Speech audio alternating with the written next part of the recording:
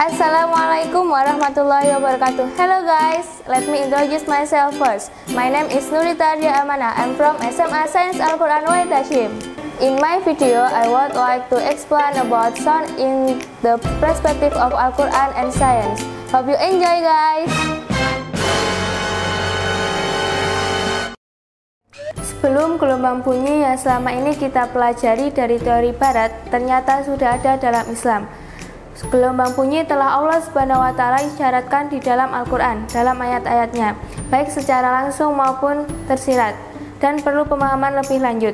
Dan di sini saya akan menjelaskan lebih lanjut tentang gelombang bunyi dalam penjelasan Al-Quran dan sains. Penjelasan tersebut terdapat dalam Quran Surah Al-Hijr ayat 83 yang berbunyi, A'udzubillahi minasyaitonirrajim, Bismillahirrahmanirrahim, fa'awadathum sayhatu musbihin, yang artinya, maka mereka dibinasakan oleh suara keras yang menguntur di waktu pagi. Quran Surah Al-Hijr ayat 83. Dalam tafsir Quran Surah Al-Hijr ayat 83 oleh Kementerian Agama Republik Indonesia menyebutkan bahwa ayat ini menjelaskan tentang kemungkaran kaum Samud yang diazab oleh Allah SWT. Allah menimpakan kepada mereka azab berupa suara keras yang mengguntur yang menghancurkan mereka semuanya. Azab keras itu datang di waktu pagi, pada hari keempat dari hari yang telah ditetapkan saleh untuk berpikir. Namun mereka tidak mengindahkannya, sehingga mereka terkubur di dalam rumah-rumah yang berupa gua-gua yang dipahat di gunung-gunung batu itu. Selain sudah dijelaskan di dalam Al-Quran, suara keras juga dijelaskan dalam sains. Suara keras dipahami juga sebagai bunyi.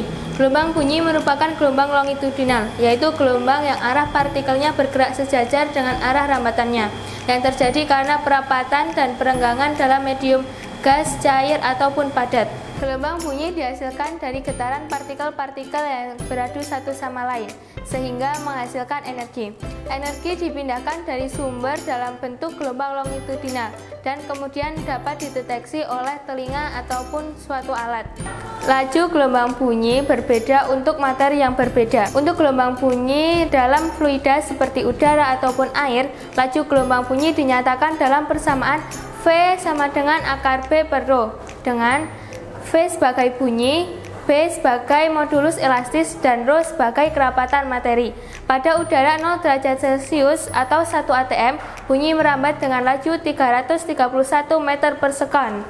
Adapun proses masuknya bunyi ke dalam telinga kita, yaitu sesuatu akan bergetar dan menciptakan gelombang bunyi, lalu ditangkap oleh daun telinga. Lalu gelombang bunyi masuk ke dalam liang telinga.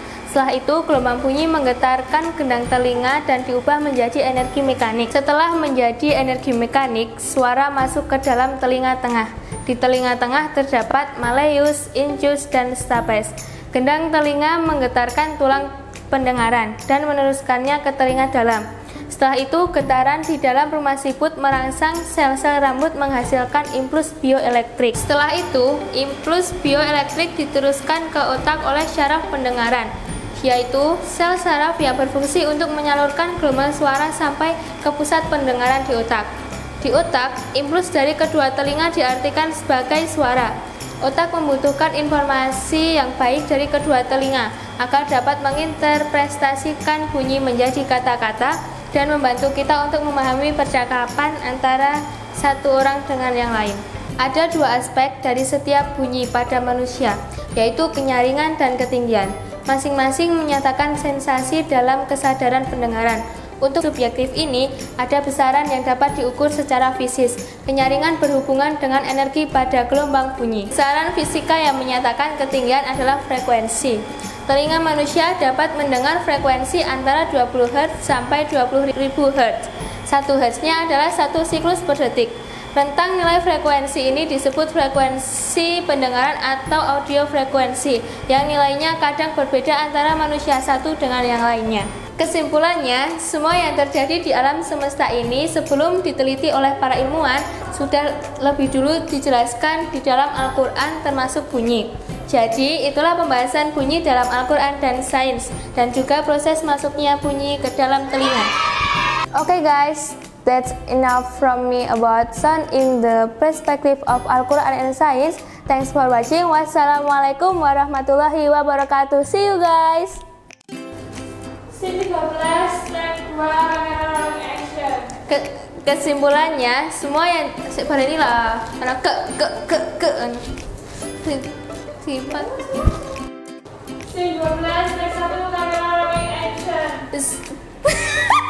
Apa Besaran fisika dalam fluida salah. Aku belum mampu dalam fluida jadi energi mekanik. Geli. Setelah sebutan. Kalian ini lah.